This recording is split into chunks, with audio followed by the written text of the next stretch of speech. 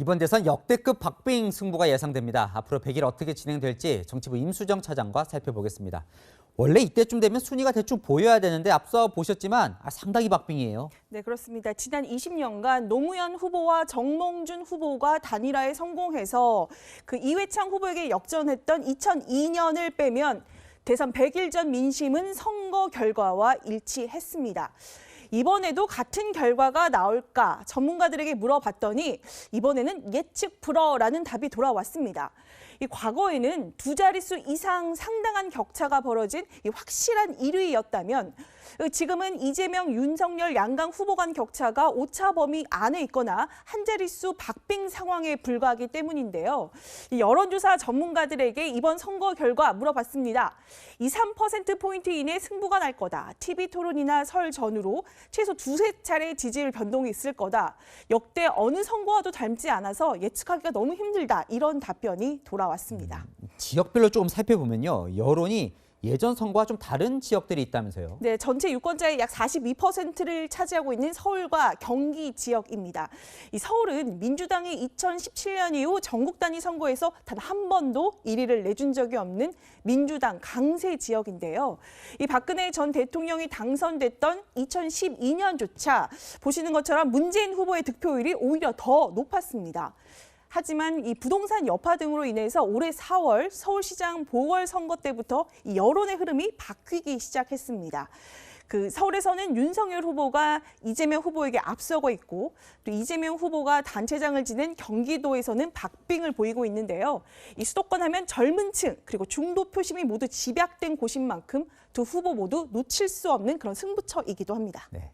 지지율을 보면요. 이재명, 윤석열 후보가 선거 100일 남은 딱 100일 남은 오늘 각각 호남과 충청 지역을 찾은 이유가 있다면서요? 네, 민주당 선대위 관계자는 호남이 똘똘 뭉칠 때만이 정권 재창출이 가능했다라고 말했습니다. 이 지지율이 박빙인 상황에서 이 호남에서 투표율이 높아야 될 뿐만 아니라 90% 이상 압도적 지지를 받아야 한다는 건데요. 이 윤석열 후보는 영남은 이 국민의힘 지지세가 강한 만큼 중원을 확실히 잡고 가겠다 이런 전략입니다. 그리고 이번 선거 결과를 유독 예측하기 어려운 또 하나의 이유. 이 부동층이 유독 많다. 이거 맞는 얘기입니까? 네, 제가 한번 살펴봤는데요. 이 지난 대선 약 100일 전에는 부동층이 한 10% 안팎 이 정도였는데 지금은 많게는 20% 정도가 의견 유보를 선택했습니다. 아직 누구를 뽑을지 결정하지 못한 부동층이 많다는 것은 이 지금의 여론조사 결과가 얼마든지 바뀔 수 있다 이런 이야기이기도 합니다. 결국 선거 막판까지 실수 하나에 따라 결과가 달라질 수도 있다 이런 뜻이겠죠. 네, 여야 모두 이제 100일 전략을 한참 짜고 있을 텐데 당장 이 발등에 떨어진 불은 뭘까요? 네, 이재명 후보 이 지지층을 먼저 결집하고 중도층을 공략한다 이런 전략입니다. 이 호남에 유독 이번에 공을 들인 이유 아직 마음을 다 열지 않았다 이렇게 판단한 건데 그 중심에는 아직 등판하지 않은 이낙연 전 대표가 있습니다. 영광이 낳은 대한민국의 정치 거물 이낙연 전 대표는 제가 잘 모시고 더 유능한 민주당으로, 더 새로운 정부로 우리 국민들이 희망을 갖고 살아있는 더 나아진 대한민국을 만들어 보겠습니다. 네, 오늘 전남 영광을 방문한 자리에서 이 후보 이 전 대표를 치켜 세웠는데요. 이 다음 호남 방문에는 이 전 대표가 동행할 것이라는 관측이 나오고 있습니다. 이 국민의힘은 오늘 선대위는 출범시켰지만 인선 문제 등을 놓고 불협화음이 계속되고 있습니다. 오늘 이준석 대표는 충청 일정 오는 자체를 자기 들은 적이 없다. 좀 황당한 나타를 내놨거든요. 거기에 대해서는 답변하지 않겠습니다. 오늘은 대덕과 국가의 미래에 대한 얘기만 하겠습니다.